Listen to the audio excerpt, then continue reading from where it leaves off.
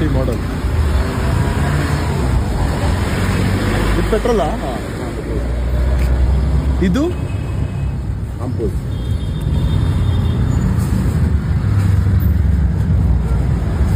ಇದು hand break. ಇದು ನೋಡ್ರೆ ಏರೋಪ್ಲೇನ್ ತರನೇ ಸೆಟಪ್ ಇದೆ ಇಲ್ಲಿ ಫುಲ್ಲು. ಕೀ ಸ್ಲಾಟ್ ಇದು ಇಂಗ್ಲೆಂಡ್ ಇಂಪೋರ್ಟೆಡ್ ಮಷೀನ್ ಅಲ್ಲ?